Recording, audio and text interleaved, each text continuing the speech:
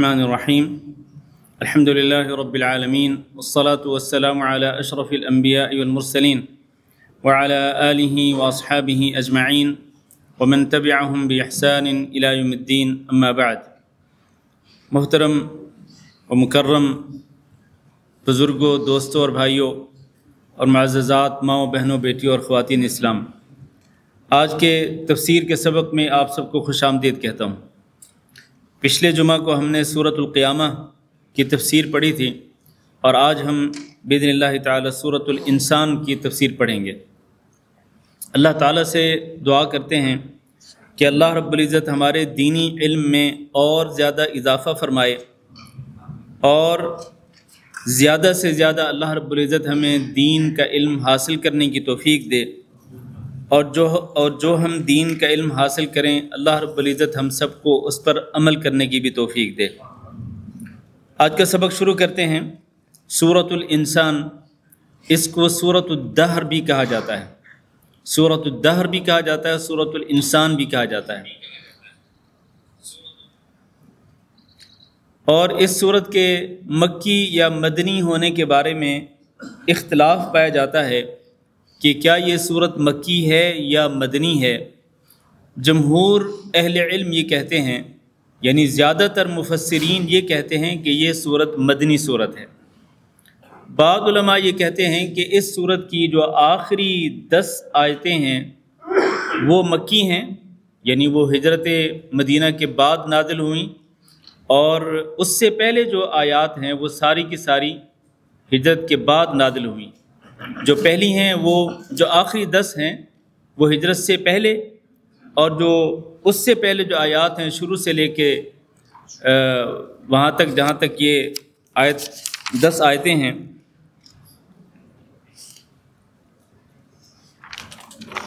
تو یہ آیات جو ہیں یہ ہجرت کے بعد نازل ہوئیں۔ بہرحال اس میں اختلاف پایا جاتا ہے، تو ابھی ہم شروع کرتے ہیں اس کو۔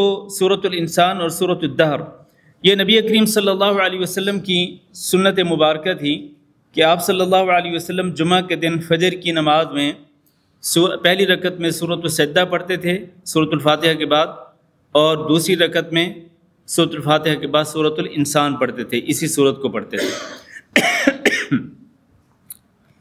تو اللہ رب العزت کا فرمان ہے، بسم اللہ الرحمن الرحیم، هل اتى على الانسان حين من الدهر لم يكن شيئا مذكورا، کیا انسان پر ایسا بھی وقت آیا، من الدہر زمانے میں سے، کہ جس میں لم يكن شيئا مذكورا، جس میں یہ انسان قابل ذکر نہیں تھا۔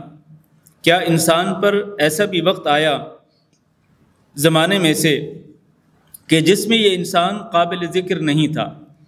سب سے پہلے یہ جو حل ہے شروع میں، حل یہ استفہام کے لیے ہوتا ہے۔ کیا؟ استفہام کے لیے، یعنی سوالیہ، یہ ایک سوالیہ جملہ ہے جس میں اللہ رب العزت پوچھ رہے ہیں کہ کیا انسان پر زمانے میں سے کچھ ایسا وقت بھی گزرا کہ جس میں انسان قابل ذکر نہیں تھا۔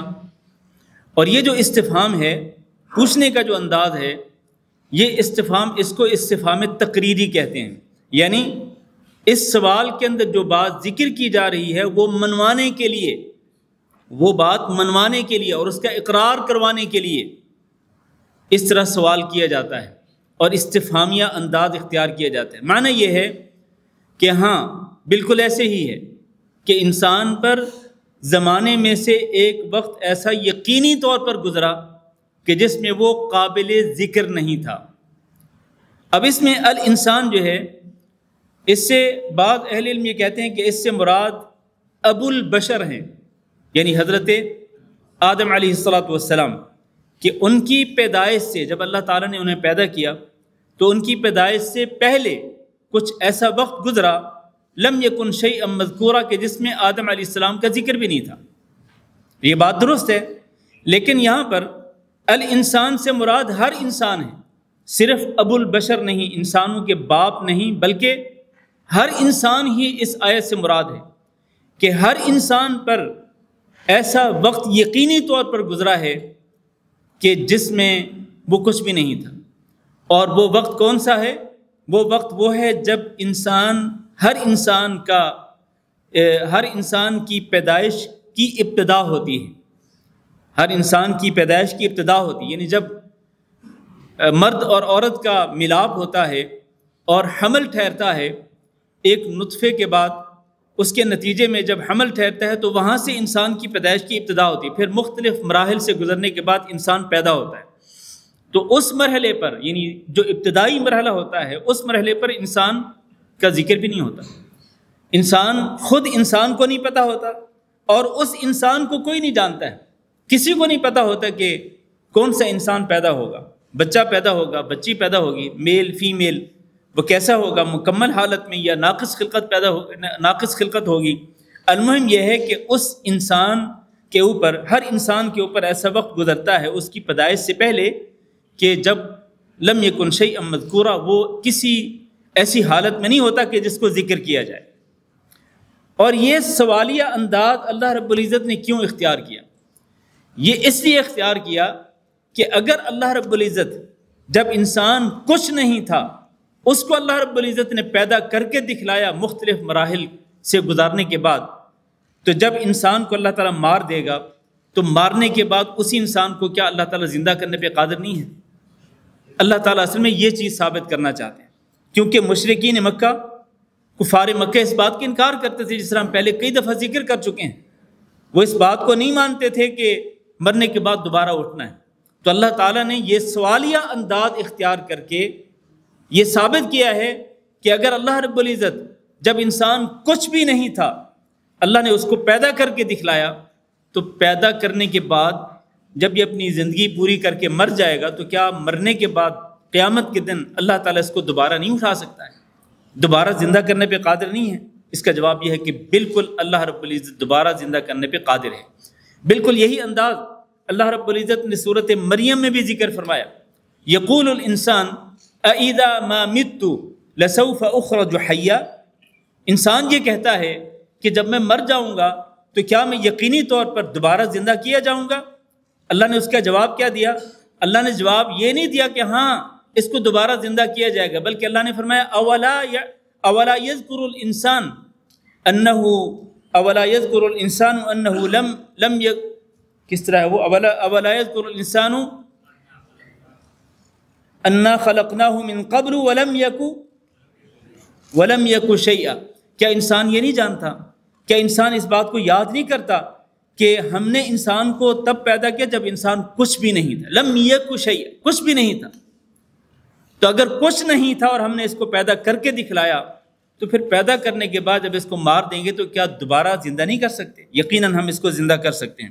فرمایا انا خلقنا الانسان، ہم نے ہی انسان کو پیدا کیا ہے، من نطفۃ امشاج، ایک ملے جلے نطفے سے۔ ملے جلے نطفے سے مراد ہے کہ مرد کا نطفہ اور اسی طرح عورت کا نطفہ، مرد اور عورت کے نطفے سے، ملے جلے قطرے سے ہم نے اس انسان کو پیدا کیا ہے۔ نبتلیہ، ہم اس کو آزماتے ہیں۔ ہم نے اس انسان کو کیوں پیدا کیا ہے؟ ہم اس کو آزماتے ہیں، جس طرح سورۃ الملک کے شروع میں اللہ نے فرمایا لیبلوکم ایکم احسن عملا، اللہ یہ جاننا چاہتا ہے، پرکھنا چاہتا ہے، آزمانا چاہتا ہے کہ تم میں سے کون ہے جو بہت اچھا عمل کرنے والا ہے۔ کوالٹی کے اعتبار سے کون بہت ہی اچھا عمل کرنے والا ہے، اللہ تعالیٰ پرکھنا چاہتا ہے۔ تو یہ انسان کی خلقت کا ایک مقصد ہے، اللہ تعالیٰ جاننا چاہتا ہے، پرکھنا چاہتا ہے کہ کون انسان ہے جو اللہ تعالیٰ کا فرمانبردار ہے، فرمانبردار بنتا ہے، اور کون ہے جو اللہ رب العزت کا نافرمان بنتا ہے۔ فجعلناہ سمیعا بصیرا، چنانچہ ہم نے انسان کو بنایا سمیعا، سننے والا بھی، بصیرا، اور دیکھنے والا بھی۔ ہم نے یہ دو عظیم قوتیں عطا کی ہیں انسان کو، کہ سننے والا بھی ہے اور یہ دیکھنے والا بھی ہے۔ لیکن میرے بھائیوں، صرف یہ دو قوتیں جو ہیں، قوت سماعت اور قوت بصارت، یہ جو دو قوتیں ہیں یہ تو جانوروں کو بھی ملی ہوتی ہیں۔ حیوانات بھی دیکھتے بھی ہیں اور سنتے بھی ہیں۔ کیا خیال ہے آپ کا؟ حیوانات بھی سنتے بھی ہیں، دیکھتے بھی ہیں، یہ دونوں صفتیں جانوروں کے اندر بھی موجود ہیں۔ تو اس کا مطلب یہ ہے کہ ایک ایکسٹرا، ایک اور اضافی چیز ہے جو اللہ رب العزت نے انسان کو دی ہے لیکن جانوروں کو نہیں دی۔ وہ کیا ہے؟ وہ ہے عقل۔ اللہ رب العزت نے انسان کو عقل دی ہے۔ اس عقل کے ذریعے، اس شعور کے ذریعے انسان پہچان سکتا ہے کہ کون سا راستہ صحیح ہے جس کو میں نے پکڑنا ہے، جس پہ میں نے چلنا ہے، اور کون سا راستہ غلط ہے جس سے میں نے اپنے آپ کو بچانا ہے۔ اس عقل و شعور کے ذریعے انسان فیصلہ کر سکتا ہے۔ لہذا انسان کو اللہ رب العزت نے جب یہ دو قوتیں دی ہیں، سننے کی بھی اور دیکھنے کی بھی، تو اس انسان کو چاہیے کہ یہ اپنے آپ کو جانوروں کے برابر نہ قرار دے، جانوروں کی طرح نہ بنائے کہ جس طرح جانور دیکھنے اور سننے کے باوجود وہ نہ تو حق بات کو سمجھتے ہیں اور نہ ہی وہ سیدھا راستہ وہ اختیار کر سکتے ہیں، نہ ہی وہ غلط چیز سے بچ سکتے ہیں۔ تو انسان کو چاہیے کہ وہ جانوروں سے اپنے آپ کو الگ اور ممتاز کرنے کے لیے وہ ان دو قوتوں کو صحیح طور پر استعمال کرے۔ وہ اپنے کانوں کے ذریعے حق بات کو سنے اور اپنی کانوں کے ذریعے حق بات کو دیکھے، اور پھر اپنے عقل و شعور کے ساتھ وہ فیصلہ کرے کہ مجھے کون سا راستہ اختیار کرنا ہے اور کون سے راستے سے بچنا ہے۔ انا ہدیناہ السبیل، ہم نے اس انسان کو قوت سماعت بھی دی، قوت بصارت بھی دی۔ اس کے علاوہ ہم نے اس کو سیدھے راستے کی طرف اس کی رہنمائی بھی کر دی، سیدھے راستے کی طرف ہم نے اس کی رہنمائی بھی کر دی۔ کس طرح؟ ہم نے انبیاء بھیجے، اور پھر ہم نے کتابیں بھی نازل کی، اور پھر ہم نے ہر دور کے اندر علماء پیدا کیے کہ جو علماء انسانوں کو اللہ کا دین سکھلاتے ہیں، اللہ کے احکامات کے بارے میں ان کو آگاہ کرتے ہیں۔ تو فرمایا انا ہدیناہ السبیل، ہم نے انسان کو پیدا کرنے کے بعد اور اس کو کان اور آنکھیں دینے کے بعد اور اس کو عقل و شعور دینے کے بعد ہم نے اس کو چھوڑا نہیں، بلکہ ہم نے کیا کیا؟ ہدینہ، ہم نے اس کی رہنمائی بھی کر دی، سیدھے راستے کی طرف اس کو بتلا دیا، انبیاء بھیج کر، کتابیں نازل کر کے، اور ہر دور میں علماء کو پیدا کر کے ہم نے انسان کی رہنمائی کر دی۔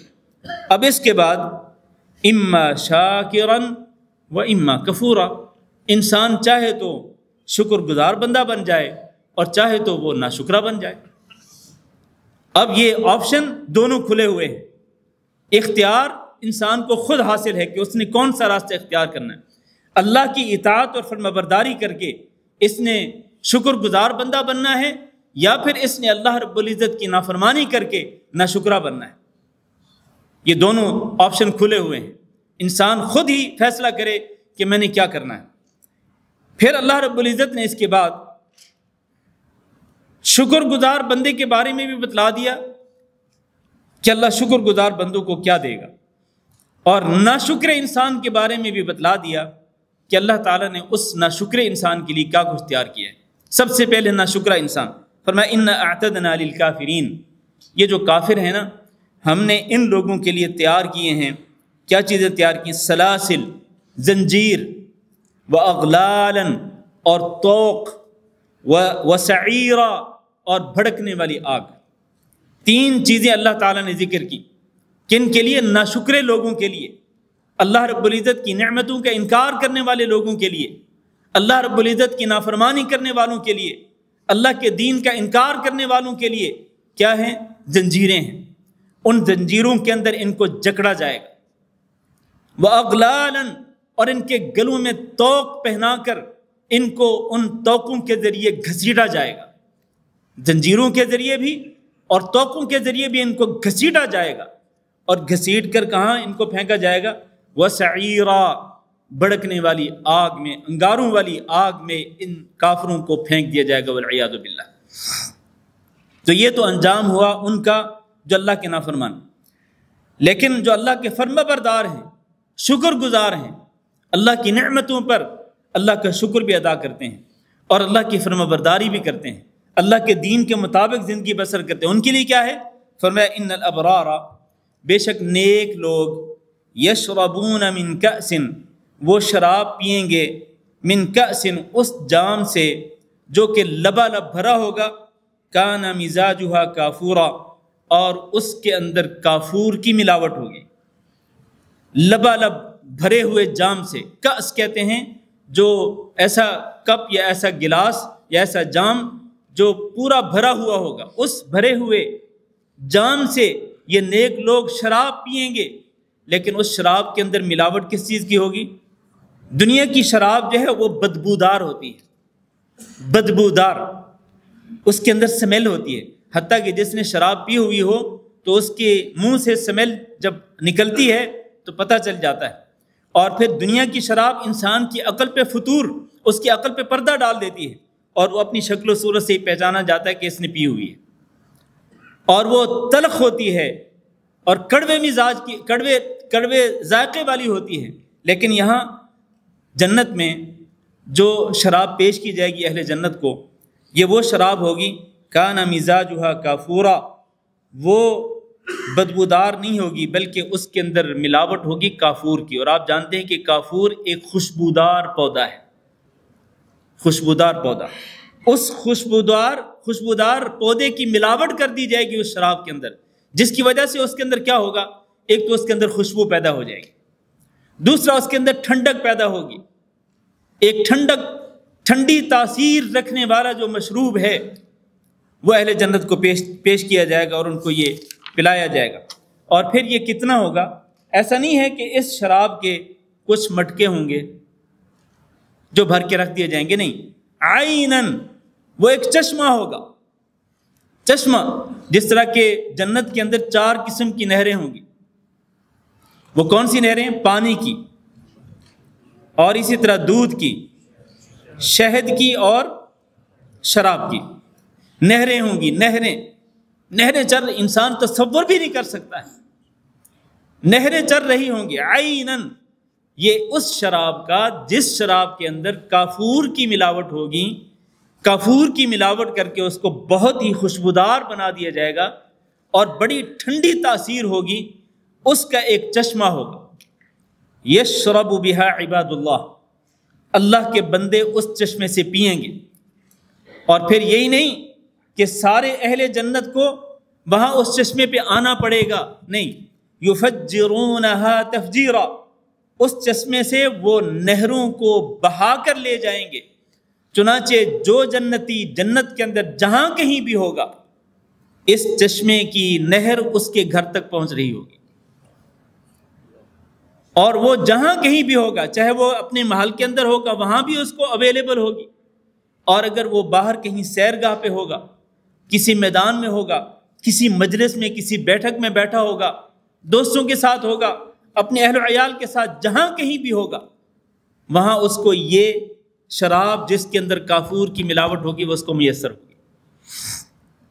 ایسا نہیں ہے کہ اس کو جانا پڑے گا، اس کو ڈھونڈنا پڑے گا، نہیں۔ اور آپ کو پتہ ہے کہ جنت جو ہے وہ کتنی بڑی ہے؟ عرضها السماوات والارض، جنت کی صرف چوڑائی جو ہے وہ آسمانوں اور زمین کے برابر ہے، صرف چوڑائی، اور اس کی لمبائی کتنی ہوگی اس کا ہم سوچ بھی نہیں سکتے۔ اور ایک جنتی کو کتنی بڑی جنت دی جائے گی ہم اس کا بھی تصور نہیں کر سکتے ہیں۔ حدیث میں تو یہاں تک ہے کہ جو سب سے آخری جنتی جنت میں داخل ہوگا تو اس کو کتنی بڑی جنت دی جائے گی؟ کتنی بڑی جنت؟ اس دنیا سے 10 گنا بڑی جنت دی جائے گی، 10 گنا بڑی جنت، اس دنیا سے 10 گنا بڑی جنت دی جائے گی۔ تو آپ تصور بھی نہیں کر سکتے ہیں کہ کتنی بڑی جنت جو ہے وہ ایک جنتی کو دی جائے گی۔ یہ تو وہ ہے جو سب سے آخر میں داخل ہوگا، جو اس سے پہلے داخل ہوں گے، اعلیٰ درجات کے اندر ہوں گے، ان کو کیا کچھ ملے گا؟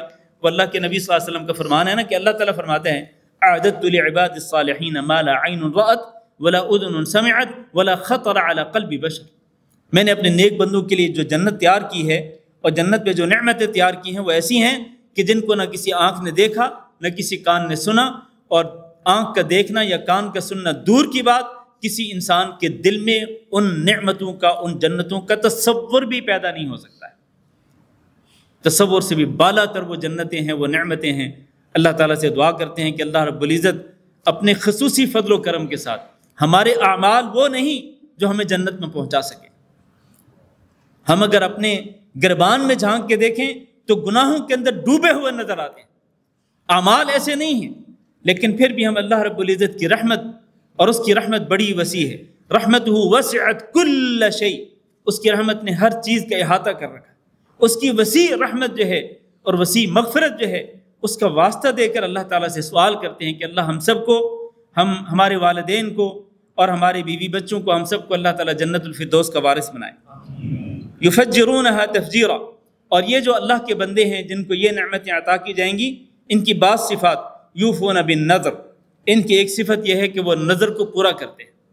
نذر ایک عبادت ہے، اور ہر عبادت میں یہ شرط ہے کہ وہ عبادت کس کے لیے ہو؟ اللہ کے لیے ہو۔ تو اگر یہ اللہ کے بندے اگر نذر مانتے، اگر، یہ ضروری نہیں کہ نذر مانی جائے، نہیں، اگر کوئی بندہ نذر مانتا ہے اور وہ بھی اللہ رب العزت کے نام کی، اللہ کو راضی کرنے کی خاطر، تو پھر نذر ماننے کے بعد جس نے نذر مانی وہ اس نذر کو پورا بھی کرے۔ نبی کریم صلی اللہ علیہ وسلم کا فرمان ہے، من نذر ان یطیع اللہ فلیطعہ، جو بندہ نذر مانے کہ وہ اللہ کی اطاعت کرے گا، یعنی کوئی نیک کام کرے گا، جیسے کہ کئی لوگ نذر مانتے ہیں کہ اگر میرا فلاں کام ہو گیا تو میں اتنے روزے رکھوں گا، فلاں کام ہو گیا تو میں اتنا صدقہ کروں گا، فلاں کام ہو گیا تو میں عمرہ کروں گا، یہ نذر ہے۔ یہ تو جو بندہ اللہ کی اطاعت اور فرما برداری کرنے کی نذر مانے تو اللہ کے رسول نے فرمایا فلیطعہ، تو وہ اس نذر کو پورا کرے۔ اگر وہ نذر کو پورا نہیں کرتا تو وہ گنہگار ہوگا، اگر وہ نذر کو پورا نہیں کرتا تو اس کو نذر کا کفارہ ادا کرنا پڑے گا، اور وہ کفارہ وہ ہے جو کہ قسم توڑنے کا ہے۔ یہ نذر بھی ایسے ہی ہے جیسے کہ انسان قسم کھاتا ہے، یہ بالکل اسی کے برابر ہے یہ۔ اور اللہ کے رسول نے فرمایا وَمَن نَذَرَ أَن يَعْصِيَ اللَّهَ فَلَا يَعْصِهِ، اگر کوئی بندہ نذر مانتا ہے کہ میرا اگر فلاں کام ہو گیا تو میں پھر کیا کروں گا، وہ فلاں گناہ کروں گا، تو وہ کیا کرے، فَلَا يَعْصِهِ، پھر وہ نذر کو پورا کرنے کی خاطر وہ گناہ کا کام نہ کرے، اور وہ اس کے بدلے میں کیا کرے، وہ نذر کا کفارہ ادا کر دے۔ گناہ کرنے کی اگر نذر مانی ہے، جیسے کہ کئی لوگ نذر مانتے ہیں، جی اگر میرے ہاں بیٹا پیدا ہوا تو میں اس بیٹے کو لے کر سب سے پہلے فلاں دربار پہ جاؤں گا، یا کوئی عورت نذر مانتی ہے کہ اگر مجھے بیٹا مل گیا، اگر میرے ہاں بیٹا پیدا ہوا تو میں اس بیٹے کو لے کر سب سے پہلے وہ فلاں پیر صاحب یا فلاں دربار پہ حاضری دوں گی اور وہاں جا کے دیگیں پکاؤں گی، یا وہاں جا کے یہ کروں گی۔ تو یہ نظر کس چیز کی ہے؟ یہ نظر تو اللہ رب العزت کی سب سے بڑی نافرمانی کرنے کی ہے، جو کہ شرک ہے۔ تو کیا اس نظر کو پورا کرنا چاہیے؟ ہرگز نہیں کرنا چاہیے۔ اس نظر کو پورا کرنا جو ہے وہ بہت بڑا گناہ ہے۔ تو اللہ کے بندے کیا کرتے ہیں؟ یوفون بالنذر، جب وہ اللہ کی فرما برداری کرنے کی، اللہ کی رضا کے لیے نظر مانتے ہیں تو پھر اس نظر کو پورا بھی کرتے ہیں۔ وَيَخَافُونَ يَوْمًا، اور وہ ڈرتے رہتے ہیں اس دن سے، كَانَ شَرُّهُ مُسْتَطِيرًا، کہ جس کا شر پھیلا ہوا ہو۔ اور اس سے مراد وہ قیامت کا دن ہے۔ قیامت کے دن کا شر کون سا ہوگا؟ وہ اللہ رب العزت کا عذاب ہوگا، اور اللہ کا عذاب پھیلا ہوا ہوگا۔ کس طرح کہ کوئی بھی شخص جو اللہ کے عذاب کا مستحق ہوگا وہ اللہ رب العزت کی، اللہ کی گرفت سے وہ بچ نہیں سکے گا، وہ اس عذاب کی لپیٹ میں آ کے رہے گا، کیونکہ وہ عذاب پھیلا ہوا ہوگا۔ انسان کو کہیں نکل کر جائے پناہ حاصل کرنے کی مہلت نہیں ملے گی، چھپنے کی جگہ نہیں ملے گی، پھیلا ہوا ہوگا چاروں طرف۔ جہاں بھی انسان بھاگنے کی کوشش کرے گا وہ اللہ کا عذاب، اس دن کا جو شر ہے وہ اللہ کا عذاب ہوگا، اللہ کا عذاب اس کو گھیر لے گا، اس کو اپنی لپیٹ میں لے لے گا۔ تو اللہ کے بندے اس دن سے ڈرتے ہیں۔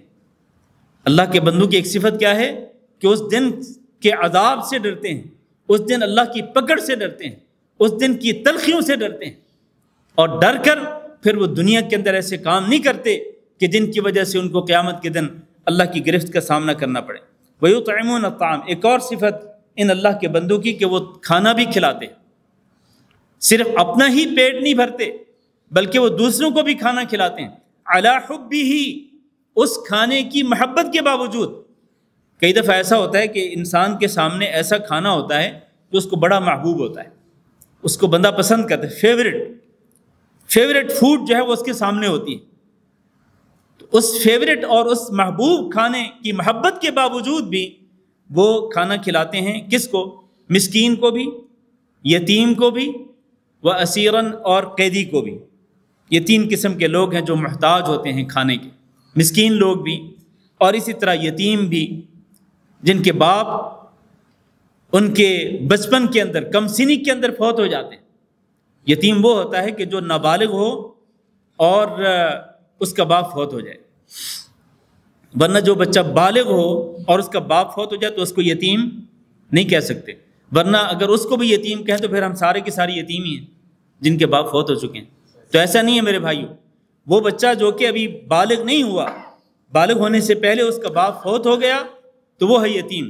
تو اس قسم کے بچے جو ہیں وہ بھی محتاج ہوتے ہیں جن کے باپوں نے ان کے لیے کچھ نہیں چھوڑا ہوتا ہے یا بہت کم چھوڑا ہوتا ہے، تو وہ بھی محتاج ہوتے ہیں۔ لہذا یتیم کے سر پہ ہاتھ پھیرنا چاہیے، اس کے ساتھ محبت کرنی چاہیے اور اس کے ساتھ ہمدردی کرنی چاہیے، اس کو کھانا کھلانا چاہیے۔ اور اسی طرح قیدی ہے، اور قیدی سے مراد آپ کو یہ بھی معلوم ہے کہ اس دور کے اندر جب یہ آیتیں نازل ہوئیں تو اس دور کے اندر مسلمان قیدی نہیں ہوتے تھے۔ اس دور کے اندر اگر مسلمانوں کے ہاں جو قیدی ہوتے تھے وہ کون ہوتے تھے؟ وہ کافر ہوتے تھے۔ کافر جو ہیں وہ قیدی ہوتے تھے۔ تو گویا کہ اللہ رب العزت ان کافر قیدیوں کو کھانا کھلانے کی ترغیب دے رہے ہیں۔ اللہ اکبر! ہمارا دین اسلام کتنا عظیم دین ہے۔ اس کھانا کھلانے کے معاملے میں اللہ تعالیٰ کے ہاں کوئی فرق نہیں ہے۔ وہ انسان ہے، وہ چاہے مسلمان ہے چاہے کافر ہے۔ مسلمان ہے تب بھی کھلائیں، کافر ہے تب بھی کھلائیں۔ آپ اگر کافر کو کھانا کھلائیں گے تب بھی آپ کو ثواب ملے گا، کیونکہ یہ قیدی وہ ہیں جو کہ اس وقت کافر قیدی تھے مسلمانوں کے ہاں، ان کی بات ہو رہی۔ تو اس لیے جب یہ آیت نازل ہوئی نا تو اس کے بعد نبی کریم صلی اللہ علیہ وسلم نے، آپ کو پتہ ہے کہ جنگ بدر کے بعد بہت سارے قیدی کافر تھے جو مسلمانوں کی قید میں تھے۔ تو نبی کریم صلی اللہ علیہ وسلم نے اپنے صحابہ کرام کو ترغیب دلائی کہ ان قیدیوں کو کھانا کھلاؤ۔ تو اس پر عمل کرنے کی آپ دیکھیں کہ انہوں نے کتنا عمل کیا صحابہ کرام نے، کہ وہ پہلے قیدیوں کو کھانا کھلاتے تھے، بعد میں خود کھاتے تھے۔ اللہ اکبر، اللہ اکبر! تو یہ ایک صفت ہے عباد اللہ کی، اللہ کے بندوں کی، نیک بندوں کی، جن کو اللہ رب العزت جنت کی نعمت عطا کرے گا، ان کی یہ صفت ہے کہ وہ کھانا کھلاتے ہیں۔ اور پھر انما نطعمکم لوجہ اللہ، ہم تو تمہیں کھلاتے ہیں لوجہ اللہ، صرف اللہ کی رضا کی خاطر، یعنی جب کھانا کھلائیں تو صرف اللہ کی رضا کی خاطر کھانا کھلائیں، آپ کے ذہن میں کوئی تعریف سننے کی خواہش نہ ہو۔ آج کل تو کیا ہوتا ہے، آج کل جناب ادھر سے کھانا دے رہے ہیں اور ادھر سے کیا ہو رہا ہے، ادھر سے سیلفی بن رہی ہے۔ یتیم کو، مسکین کو اپنے پاس کھڑا کر کے اس کو کھانے کا پارسل دیا جا رہا ہے، اور ساتھ میں یا تو کوئی کیمرہ مین ہوگا یا پھر خود ہی سیلفی بنائی جا رہی ہے، اور جیسے ہی وہ فوٹو بنے گی فوراً اس کو اپلوڈ کر دیا جائے گا سوشل میڈیا پہ، یہ فلاں صاحب جو ہیں انہوں نے جی کھانا کھلایا ہے۔ تو میرے بھائیوں، آپ کو لائکس مل جائیں گے آپ کو، لیکن اللہ کے ہاں آپ کو کچھ بھی نہیں ملے گا، بلکہ الٹا یہ کام آپ کے لیے مصیبت بن جائے گا، قیامت کے دن آپ کے لیے وبال بن جائے گا، کیونکہ آپ نے لوگوں کی خاطر وہ کام کیا ہے۔ لوگوں کی خاطر کیا ہے نا تو آپ کو لوگ لائکس دے دیں گے، لوگ آپ کو اور تو کچھ نہیں دیکھ سکتے، لیکن اللہ تعالیٰ نے آپ کو کچھ بھی نہیں دینا۔ تو لوجہ اللہ، اگر آپ یہ کام کرتے ہیں، کھانا کھلاتے ہیں چپکے چپکے، کسی کو پتہ نہ چلنے دیں، چپکے چپکے آپ غریب مسکین کو، یتیم کو آپ کھانا کھلا دیں، یہ اللہ کی رضا کی خاطر۔ لا نريد منکم جزاء ولا شکورا، ہمیں تم سے کچھ بھی نہیں چاہیے، نہ تو کوئی بدلہ چاہیے نہ شکرانہ چاہیے۔ ہم نہیں چاہتے کہ آپ ہماری تعریف کریں، ہمیں یا بدلہ دیں یا پھر ہماری تعریف کریں، اس کا کوئی کھانے کے بدلے میں کوئی چیز دیں، ہمیں کچھ بھی نہیں چاہیے، شکریہ بھی نہیں چاہیے، تھینکس کے لفظ بھی نہیں چاہیے، شکریہ کے الفاظ بھی نہیں چاہیے، ہم صرف اور صرف اللہ رب العزت کی رضا کی خاطر آپ کو کھانا کھلاتے ہیں۔ انا نخاف من ربنا، ہم ڈرتے ہیں اپنے رب سے، یومن، اس دن کا خوف کھاتے ہیں اپنے رب سے، یومن عبوسا قمطریرا، وہ دن ایسا ہوگا جو کہ بہت سخت اور تلخ ہوگا، قمطریرا بہت طویل ہوگا۔ کافروں کے لیے وہ دن بہت ہی طویل بن جائے گا، 50,000 سال کے برابر، جبکہ اہل ایمان کے لیے وہ دن ایسے ہوگا جیسے کہ ایک دن عصر سے لے کے مغرب تک کا ٹائم ہے۔ اہل ایمان کے لیے وہ وقت اتنی جلدی گزر جائے گا، وہ 50,000 سال کے برابر دن اتنی جلدی گزر جائے گا جیسے عصر سے مغرب تک کا وقت گزرتا ہے۔ لیکن کافروں کے لیے وہ دن بڑا سخت ہوگا، تلخ ہوگا، اور پھر اس کی سختی جلدی ختم نہیں ہوگی، تلخیاں ختم نہیں ہوں گی، ہولناکیاں ختم نہیں ہوں گی جلدی، بلکہ قمطریرا بہت طویل دن ہوگا۔ فوقاہم اللہ شر ذلک اليوم، یہ جو اللہ کے بندے ہیں نا جن کی یہ صفتیں ذکر کی گئیں، اللہ تعالیٰ نے ان کو بچا لیا شر ذلک اليوم، اس دن کے شر سے، اس دن کے عذاب سے اللہ تعالیٰ نے ان کو بچا لیا۔ وَلَقَّاهُمْ نَضْرَةً وَسُرُورًا، اور اللہ رب العزت نے ان کے چہروں کو تر و تازہ کر دیا اور دل کی خوشی عطا کر دی۔ تر و تازگی چہرے کے اوپر ہوتی ہے اور خوشی دل کے اندر ہوتی ہے، اور انسان کے دل میں جب خوشی ہوتی ہے نا تو اس کا چہرہ بھی چمک اٹھتا ہے، اس کے چہرے پر بھی خوشی کے آثار نمایاں ہو جاتے ہیں۔ تو اللہ تعالیٰ یہ دونوں چیزیں عطا کرے گا کن لوگوں کو؟ ان لوگوں کو جن کی یہ صفات ہے، وہ اللہ کے بندے، اللہ کی بندگی کرنے والے اور یہ صفات اختیار کرنے والے، نظر پوری کرنے والے، کھانا کھلانے والے، اللہ کے عذاب سے ڈرنے والے، قیامت کے دن سے ڈرنے والے۔ فرمایا ان کو اللہ تعالیٰ اس دن کے عذاب سے بھی بچا لے گا اور ان کو اللہ تعالیٰ تر و تازگی عطا فرمائے گا اور دل کے اندر اللہ رب العزت خوشی عطا فرمائے گا، دل کے اندر خوشی ہوگی، چہرے تر و تازہ ہوں گے۔ وَجَزَاهُمْ بِمَا صَبَرُوا، اور جو انہوں نے صبر کیا دنیا کے اندر آزمائشوں اور آفتوں اور مصیبتوں پر صبر کرتے رہے اور جم کر اللہ رب العزت کی اطاعت و فرما برداری کرتے رہے اور اپنے دامن کو گناہوں سے اور فتنوں سے بچاتے رہے، جو صبر کرتے رہے اس کے بدلے میں اللہ تعالیٰ ان کو جنت عطا فرمائے گا، وحریرا، اور ریشمی لباس عطا فرمائے گا، جنت بھی عطا کرے گا، ریشمی لباس بھی عطا فرمائے گا۔ متکئین فیہا علی الارائک، یہ جو جنتی ہوں گے نا یہ جنت کے اندر تختوں پر وہ تکیہ لگا کے بیٹھے ہوں گے، سہارا لے کے بیٹھے ہوں گے تختوں کے اوپر۔ لا یرون فیہا شمسا ولا زمہریرا، لیکن وہ جنت کے اندر موسم کس قسم کا ہوگا؟ نہ تو وہاں پر وہ شدید حرارت والا سورج دیکھیں گے، ولا زمہریرا، اور نہ ہی کڑاکے کی سردی دیکھیں گے۔ موسم ایسا ہوگا جیسے موسم بہار ہوتا ہے، ایسا موسم جس کے اندر پھول کھل اٹھتے ہیں، ٹھنڈا موسم، لیکن وہاں پر ٹھنڈی ایسی نہیں ہوگی کہ جو کہ کڑاکے کی سردی ہوتی ہے، جو جاڑے کی سردی ہوتی ہے، ایسی نہیں ہوگی جس سردی کو انسان برداشت کر سکے گا۔ دھوپ بھی ایسی نہیں ہوگی جس سے انسان تنگ آ جاتا ہے۔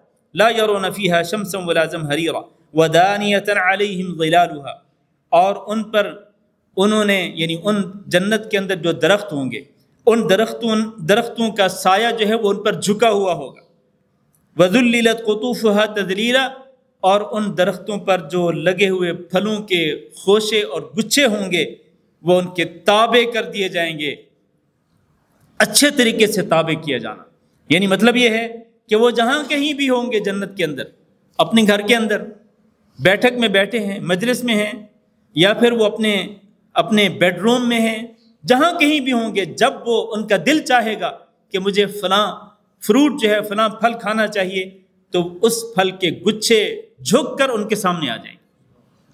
اللہ اکبر۔ ودانیۃ علیہم ظلالها، جنت کے درختوں کے سائے جھکے ہوئے ہوں گے ان پر، اور پھلوں کے جو خوشے اور گچھے ہیں وہ ان کے تابع کر دیے جائیں گے، جب چاہیں گے وہ تازہ پھلوں سے وہ اپنی منشا کے مطابق پھل توڑ کر وہ تناول کریں گے۔ وَيُطَافُ عَلَيْهِمْ بِآنِيَةٍ، اور ان پر وہ برتن جو ہیں وہ پھرائے جائیں گے، برتن جو ہیں وہ ان پر پھرائے جائیں گے۔ من فضہ، وہ برتن ایسے ہوں گے کہ جو چاندی سے بنے ہوئے ہوں گے۔ وَأَكْوَابٍ، اور ایسے جام ہوں گے، کانت قواریرہ، جو شیشے سے بنے ہوئے ہوں گے۔ قواریرہ من فضہ، اور وہ شیشہ کس سے بنا ہوا ہوگا؟ وہ چاندی سے بنا ہوا ہوگا۔ قدروها تقدیرا، وہ جو جنت کے اندر جنتیوں کی خدمت کرنے والے ہوں گے نا تو وہ ٹھیک اندازے کے ساتھ ان جاموں کو اور ان برتنوں کو بھر کے لائیں گے، یعنی ان برتنوں کے اندر اور ان گلاسوں یا جاموں کے اندر وہ کتنی چیز لے کے آئیں گے؟ وہ اتنی چیز ہوگی جو جنتیوں کے لیے کافی ہوگی، یعنی جتنی جنتی خواہش کریں گے، نہ تو ان کی ضرورت سے زیادہ اور نہ ان کی ضرورت سے کم۔ قدروها تقدیرا، وہ ایک صحیح اندازے کے ساتھ ان کو بھر کے لائیں گے۔ کون؟ جو جنت میں جنتیوں کے خادم ہوں گے، ان کے جو نوکر ہوں گے، وہ پورے اندازے کے ساتھ ان جاموں کو بھر کے لائیں گے۔ تو یہاں پر اللہ تعالیٰ نے جو ذکر کیے ہیں وَيُطَافُ عَلَيْهِمْ بِآنِيَةٍ مِّن فِضَّةٍ، وہ برتن جو ہیں وہ چاندی سے ہوں گے، جبکہ سورۃ الکہف میں اللہ تعالیٰ نے ذکر فرمایا کہ وہاں پر جو جو برتن ہوں گے وہ سونے سے بنے ہوئے ہوں گے۔ تو وہاں سونے کا ذکر ہے، یہاں پر چاندی کا ذکر ہے، تو اس میں کوئی تضاد نہیں ہے، کوئی تعارض نہیں ہے، بلکہ جنت کے اندر دونوں قسم کے برتن ہوں گے، سونے کے برتن بھی ہوں گے، چاندی کے برتن بھی ہوں گے۔ اور اصل میں جنت کے اندر چونکہ درجات ہیں، اعلیٰ درجات پر جو لوگ ہوں گے ان کو جو برتن اور جو جام پیش کیے جائیں گے وہ سونے کے ہوں گے، اور جو نچلے جو درجات ہوں گے جنت کے، ان درجات کے اندر رہنے والے جو جنتی ہوں گے ان کو جو برتن دیے جائیں گے یا جو برتن پیش کیے جائیں گے، جو جام پیش کیے جائیں گے، وہ چاندی سے بنے ہوئے ہوں گے۔ تو اس اعتبار سے یہ فرق ہے، تو لہذا ان کے اندر کوئی وہ تعارض نہیں۔ وَدَانِيَةً عَلَيْهِمْ ظِلَالُهَا وَذُلِّلَتْ قُطُوفُهَا تَذْلِيلًا۔ اچھا، وَيُطَافُ عَلَيْهِمْ بِآنِيَةٍ مِّن فِضَّةٍ وَأَكْوَابٍ كَانَتْ قَوَارِيرَ مِن فِضَّةٍ قَدَّرُوهَا تَقْدِيرًا وَيُسْقَوْنَ فِيهَا كَأْسًا، اور جنت کے اندر ان کو وہ جام پلایا جائے گا، کان مزاجها زنجبیلا، جس کے اندر زنجبیل کی ملاوٹ ہوگی۔ اور زنجبیل سے مراد کیا ہے؟ خشک ادرک، تازہ ادرک نہیں بلکہ خشک ادرک، جس کو اردو زبان میں سونٹھ کہا جاتا ہے، اس کی ملاوٹ ہوگی۔ آپ دیکھیں پہلے اس سورت کے شروع میں اللہ تعالیٰ نے جس شراب کا ذکر کیا اس میں کافور کی ملاوٹ کا ذکر فرمایا، اور میں نے پہلے بتایا کہ کافور کی جو تاثیر ہوتی ہے وہ ٹھنڈی ہوتی ہے، جبکہ یہ جو زنجبیل ہے، سونٹ جو ہے، یہ گرم ہوتا ہے، اس کی تاثیر بھی گرم ہوتی ہے۔ تو گویا کہ اللہ رب العزت نے جو جام، شراب کے جو جام اللہ تعالیٰ نے جنتیوں کو پلانے ہیں، وہ دو قسم کی شراب ہوگی۔ ٹھنڈی تاثیر رکھنے والی شراب بھی ہوگی جس میں کافور کی ملاوٹ ہوگی، اور گرم تاثیر رکھنے والی شراب بھی ہوگی جس کے اندر زنجبیل کی ملاوٹ ہوگی۔ اور عرب لوگ جو ہیں، آپ کو پتہ ہے، وہ قہوہ پیتے ہیں، یہ عربی قہوہ جو ہے اس کے اندر بھی زنجبیل کی ملاوٹ ہوتی ہے۔ تو لیکن یہ تو صرف نام ہے نا، نام کے ساتھ مشابہت ہے، حقیقت میں وہ جنت کے اندر وہ شراب کس قسم کی ہوگی اس کو تو ہم تصور بھی نہیں کر سکتے، صرف نام کے ساتھ ہم پہچان سکتے ہیں، لیکن حقیقت میں وہ شراب کیسی ہوگی، کافور کی ملاوٹ والی شراب اور زنجبیل کی ملاوٹ والی شراب کیسی ہوگی، اس کی حقیقت تو صرف اللہ تعالیٰ ہی جانتے ہیں۔ اللہ تعالیٰ سے ہم دعا کرتے ہیں کہ اللہ ہم سب کو وہ جنت کی نعمت نصیب فرمائے۔ عیناً، یہ جو شراب ہے جس کے اندر زنجبیل کی ملاوٹ ہوگی، یہ بھی ایک چشمہ ہوگا، جس طرح پہلے ہم نے ذکر کیا کہ کافور کی ملاوٹ والی جو شراب ہے اس کا بھی ایک چشمہ ہوگا، اسی طرح زنجبیل کی ملاوٹ والی جو شراب ہے اس کا بھی ایک چشمہ ہوگا، لیکن اس چشمے کا ایک نام ہے، وہ کیا ہے؟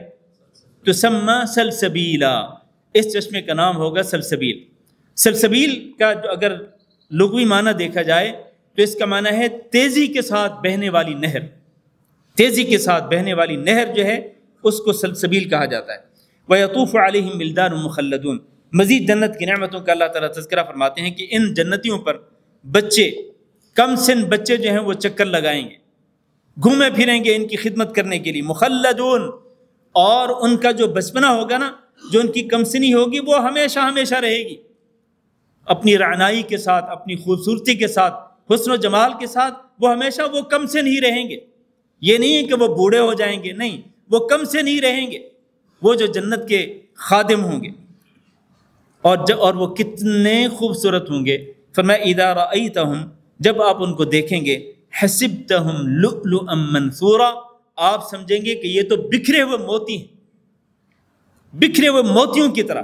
بکھرا ہوا کیوں کہا؟ اس لیے کہا کہ وہ جنت میں ہر جگہ پہ نظر آئیں گے، بکھرے ہوئے ہوں گے، پوری جنت کے اندر وہ اہل جنت کی خدمت کے لیے تیار ہوں گے، بکھرے ہوئے موتیوں کی طرح۔ جس طرح موتی صاف، شفاف اور خوبصورت ہوتے ہیں، اسی طرح سے یہ بچے جو جنت کے اہل جنت کی خدمت کے لیے مامور ہوں گے اللہ کی طرف سے، یہ اسی طرح سے صاف، شفاف اور بہت ہی حسین و جمیل اور بڑے ہی خوبصورت ہوں گے۔ وَإِذَا رَأَيْتَ ثَمَّ رَأَيْتَ نَعِيمًا، اور جب آپ دیکھیں گے جنت کے اندر، جہاں بھی دیکھیں گے تو آپ کو دو چیزیں نظر آئیں گی، ایک تو نعیماً، بڑی بڑی نعمتیں نظر آئیں گی، دوسرا وَمُلْكًا كَبِيرًا، اور بہت بڑی سلطنت نظر آئے گی۔ ابھی تھوڑی دیر پہلے میں نے ذکر کیا کہ سب سے آخری جنتی جو ہے اس کو کتنی بڑی سلطنت دی جائے گی، جو جنت سے بھی، جو دنیا سے بھی 10 گنا بڑی ہوگی۔ اتنی بڑی سلطنت اور بادشاہت عطا کی جائے گی ایک چھوٹے سے ادنا درجے کے جنتی کو۔ جو اعلیٰ درجے کے جنتی ہوں گے ان کو اللہ تعالیٰ کیا کچھ عطا فرمائے گا۔ اللہ فرماتے ہیں آپ جب دیکھیں گے، جہاں بھی دیکھیں گے، آپ کو نعمتیں ہی نعمتیں نظر آئیں گی اور بہت بڑی سلطنت نظر آئے گی۔ اور یہ جو خادم ہوں گے نا، عالیہم ثیاب سندس، ان کے اوپر کپڑے ہوں گے، یعنی ان کے اوپر لباس ہوگا کیسا؟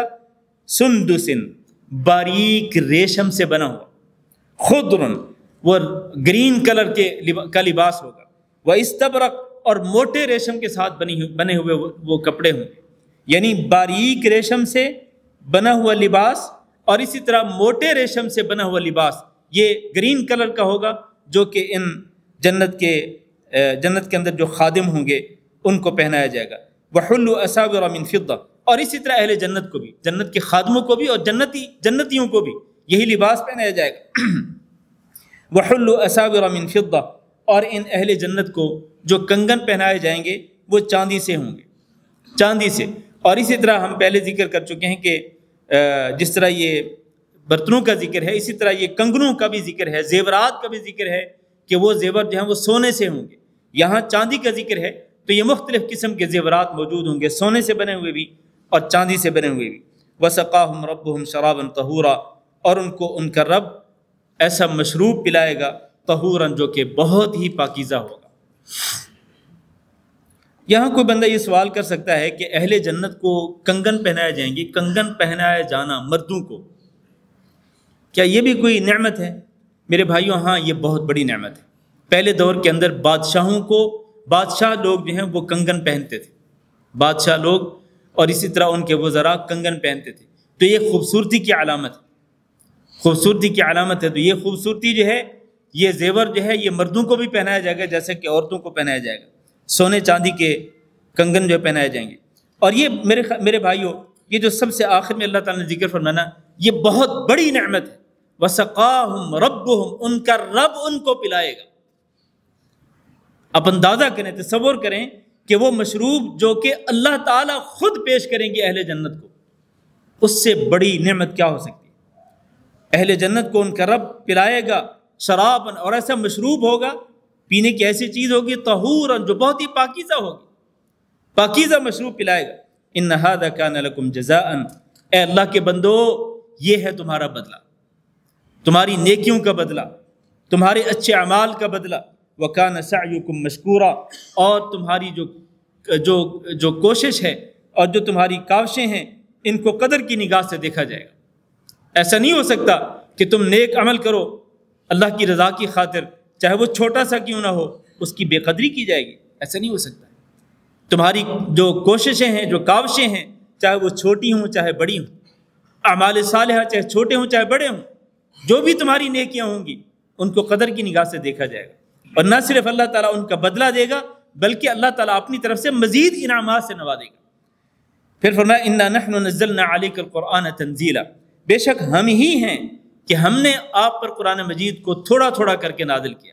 کفار مکہ یہ اعتراض کرتے تھے کہ یہ جو قرآن مجید ہے، یہ ایک ہی مرتبہ کیوں نہیں نازل ہوتا، پورے کا پورا تھوڑا تھوڑا کر کے کیوں نازل ہوتا ہے؟ اللہ تعالیٰ فرما رہے کہ ہم ہیں کہ ہم قرآن مجید کو آپ کے اوپر تھوڑا تھوڑا کر کے نازل کر رہے ہیں، واقعات کو سامنے رکھتے ہوئے، ضرورت کو سامنے رکھتے ہوئے۔ تو ہم واقعات اور ضرورتوں کو سامنے رکھتے ہوئے تھوڑی تھوڑی آیات، تاکہ یہ اس کے اندر حکمت کیا ہے؟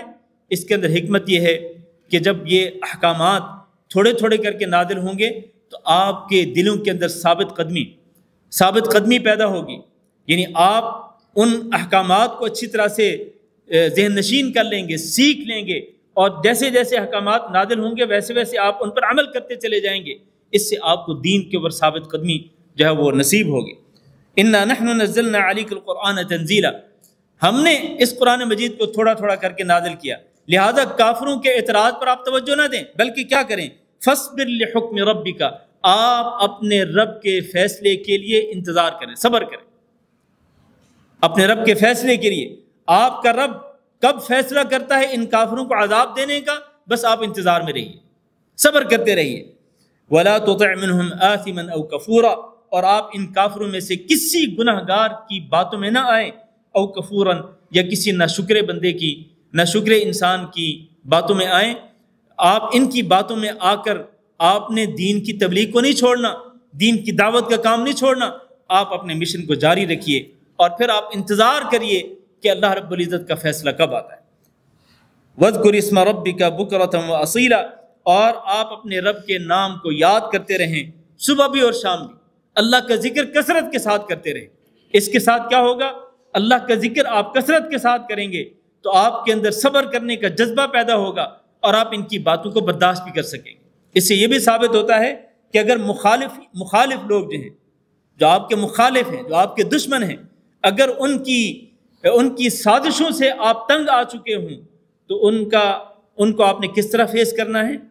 آپ نے ایک تو صبر کرنا ہے، دوسرا یہ کہ آپ اللہ رب العزت کا ذکر کثرت کے ساتھ کریں۔ اللہ تعالیٰ آپ کے اس عمل کی وجہ سے آپ کے مخالفین جو ہے اور آپ کے جو دشمن ہیں، اللہ تعالیٰ ان کو ذلیل و رسوا کر دے گا۔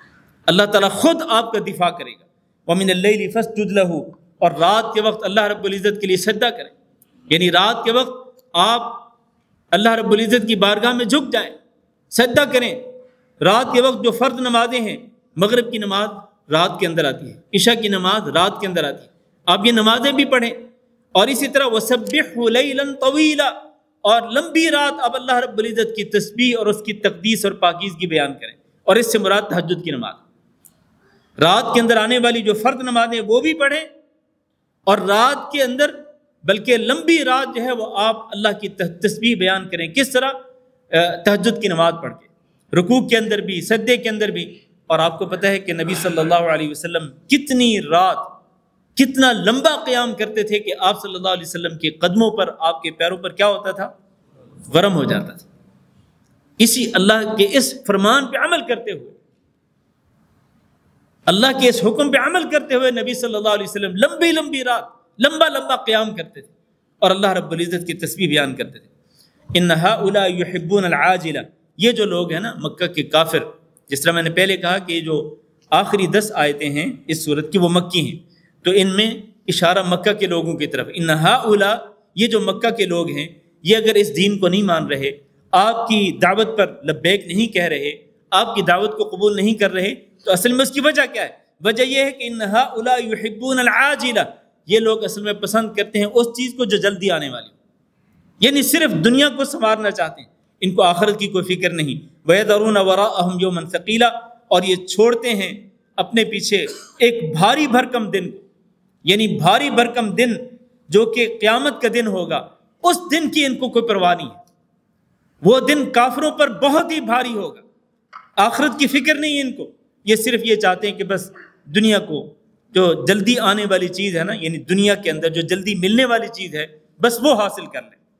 جیسے کہ آج کل لوگ صرف یہ چاہتے ہیں کہ دنیا کے اندر بینک بیلنس بڑھا لیں، زیادہ سے زیادہ مال حاصل کر لیں۔ تو یہ چیز اصل میں کافروں کے اندر ہے، کافروں کے اندر ہونی چاہیے، لیکن آج اہل ایمان کے اندر بھی یہ چیز ہے۔ اللہ نے فرمایا نحن خلقناہم، ہم نے ان کو پیدا کیا، وشددنا اسرہم، اور ہم نے ان کے بندھنوں کو مضبوط بنا دیا۔ ہم ان کو پیدا کرنے والے اور ان کے جو بندھن ہیں، بندھن سے مراد یہ جو مختلف جو جوڑ ہوتے ہیں، جوائنٹ، یہ جو جوڑ ہیں، جن جوائنٹس کے ذریعے، یہ جوڑوں کے ذریعے انسان کے مختلف اعضاء کو جوڑا گیا ہے، مختلف ہڈیوں کو جوڑا گیا ہے۔ تو اللہ نے فرمایا کہ ہم نے ان کے بندھنوں کو مضبوط بنا دیا ہے رگوں کے ذریعے، اور اسی طرح پٹھوں کے ذریعے ہم نے ان کے ہر جوڑ کو مضبوط بنا دیا ہے۔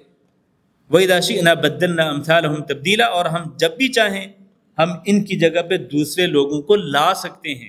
ہم چاہیں تو ان پر اپنا عذاب نازل کر کے ہم ان کی جگہ پہ دوسرے لوگوں کو پیدا کر دیں جو ہماری فرمانبرداری کرنے والے ہوں، جو ہماری اطاعت کرنے والے ہوں۔ ہم چاہیں تو کر سکتے ہیں۔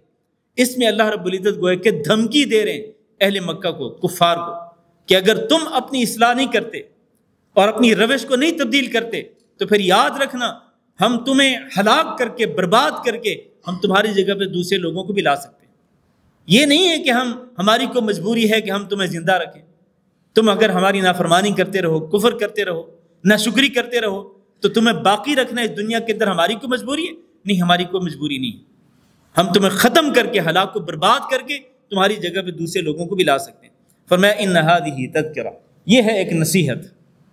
یہ جو باتیں اس صورت کے اندر ذکر کی گئیں، فرمایا یہ ایک نصیحت ہے، لہذا اس نصیحت کو سننے کے بعد فمن شاء اتخذ الی ربہ سبیلا، جو چاہے وہ اپنے رب کے راستے کو اختیار کر لے، نصیحت حاصل کر لے اور نصیحت حاصل کرتے ہوئے وہ اللہ کے راستے کو اختیار کر لے، اللہ کے دین کو اختیار کر لے، اور جو چاہے اس کے انکار کر دے۔ اللہ تعالیٰ نے دونوں آپشن دے دیے۔ فرمایا وما تشاءون الا ان یشاء اللہ، اور تم تو نہیں چاہ سکتے ہو، چاہت بھی تمہارے اندر پیدا نہیں ہو سکتی ہے، الا ان یشاء اللہ، مگر تب جب کہ اللہ تعالیٰ چاہے گا۔ تم کچھ چاہ بھی نہیں سکتے ہو، کرنا تو دور کی بات ہے، تم چاہ بھی نہیں سکتے ہو، کسی چیز کا ارادہ بھی نہیں کر سکتے ہو جب تک کہ اللہ تعالیٰ نہیں چاہے گا۔ مطلب ہے کہ سارے کے سارے معاملات اللہ رب العزت کے ہاتھ میں ہیں۔ ان اللہ کان علیما حکیما، یقینی طور پر اللہ رب العزت بہت زیادہ علم رکھنے والا ہے اور بہت زیادہ حکمت والا ہے۔ اللہ رب العزت کا ہر کام حکمت سے خالی نہیں ہے۔ یدخل من یشاء فی رحمتہ، اللہ تعالیٰ اپنی علم اور حکمت کے ساتھ جس کو چاہے گا اپنی رحمت میں داخل کر دے گا۔ والظالمین اعد لهم عذابا الیما، اور جہاں تک ظالموں کا تعلق ہے تو اللہ تعالیٰ نے ان ظالموں کے لیے دردناک عذاب تیار کیا ہے، دردناک عذاب، جس کا اللہ تعالیٰ نے تھوڑی دیر پہلے ذکر کیا ہے۔ تو اللہ تعالیٰ جس کو چاہے گا اپنی رحمت میں داخل کر لے گا، یعنی جنت کے اندر داخل کر دے گا۔ اور جہاں تک ظالموں کا تعلق، اور ظالموں میں سب سے پہلے کون سے ظالم آتے ہیں؟ جو شرک کرنے والے، کیونکہ سب سے بڑا ظلم کیا ہے؟ شرک کرنا ہے۔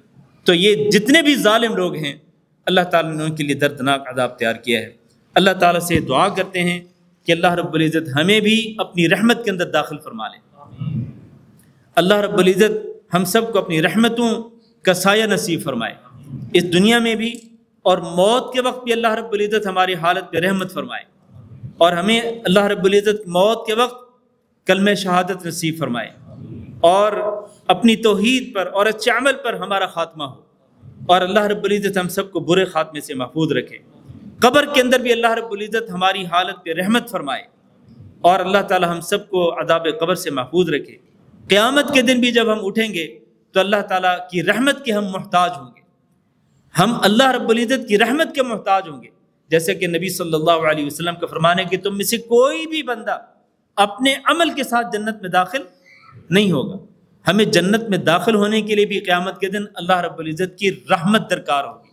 تو اللہ سے دعا کرتے ہیں کہ اللہ ہمیں رحمت نصیب فرمائے، دنیا میں بھی، موت کے وقت بھی، موت کے بعد بھی، قبر کے اندر بھی، اور قیامت کے دن بھی۔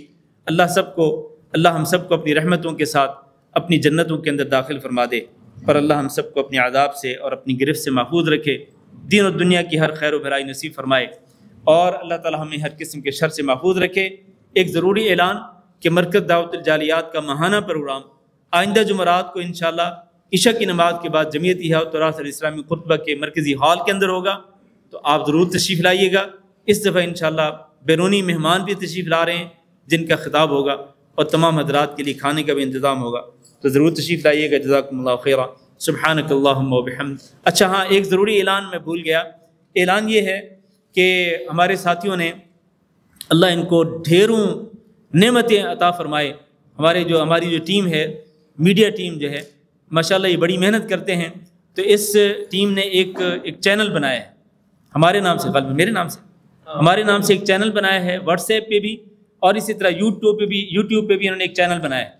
تو اب انہوں نے کام یہ کیا ہے، جو ایک یعنی نیا کام، ویسے تو یہ بہت عرصے سے کام کر رہے ہیں ماشاءاللہ، پورے درس کی ریکارڈنگ، پورے خطبے کی ریکارڈنگ پیش کرتے ہیں ماشاءاللہ، موجود ہے نیٹ پہ، لیکن اب انہوں نے ایک نیا کام شروع یہ کیا ہے، جو کہ آج کل کے دور کے تقاضا بھی ہے، وہ یہ ہے کہ چھوٹے چھوٹے بہت ہی شارٹ کلپس جو ہیں وہ انہوں نے تیار کیے ہیں، اور ہر کلپ کی مدت جو اس کی ٹائمنگ ہے وہ 1 منٹ سے بھی کم ہے۔ تو میرے ہی دروس میں سے، میرے ہی خطبات میں سے انہوں نے چھوٹے چھوٹے کلپ جو ہیں وہ نکالے ہیں، اور وہ اب یہ اپلوڈ کر رہے ہیں یوٹیوب پر بھی اور واٹس ایپ چینل پر بھی۔ تو ایک بار کوڈ جو ہے وہ بھی یہاں پر موجود ہے، ساتھیوں نے لگا دیا ہے، اور اوپر لیڈیز کے ہال میں بھی وہاں پر وہ بار کوڈ موجود ہے۔ تو آپ اگر اس بار کوڈ کو اسکین کریں گے تو وہ آپ چینل آپ کے سامنے کھل جائے گا، تو آپ اس چینل کو سبسکرائب بھی کریں اور اس کو لوگوں کے ساتھ بھی شیئر کریں، تاکہ یہ جو خیر کی ایک اللہ رب العزت کے کی طرف سے خیر ہے، دین کو پھیلانے کے لیے ایک طریقہ ہے، تاکہ زیادہ سے زیادہ لوگوں تک پہنچ سکے اور زیادہ سے زیادہ لوگ اس سے استفادہ کر سکیں۔ یاد رکھنا، یہ جو سبسکرائب کرنے کی میں دعوت دے رہا ہوں نا، اس کے پیچھے کوئی دنیاوی مقصد نہیں ہے۔ ہاں، جیسے لوگوں کے مقاصد ہوتے ہیں نا، کئی لوگوں کے، الحمدللہ ہمیں اللہ تعالیٰ نے مستغنی کیا ہے۔ تو یہ چینل بھی ساتھیوں نے بنایا ہے، میرا اس میں کوئی عمل دخل نہیں، اللہ تعالیٰ ان کو جزائے خیر دے، تو آپ اس کو زیادہ لوگوں تک پھیلائیں گے، تو یہ اسی نیت سے ہی کہ تاکہ زیادہ سے زیادہ لوگوں تک یہ اللہ کا دین پہنچ سکے۔ جزاکم اللہ خیرا۔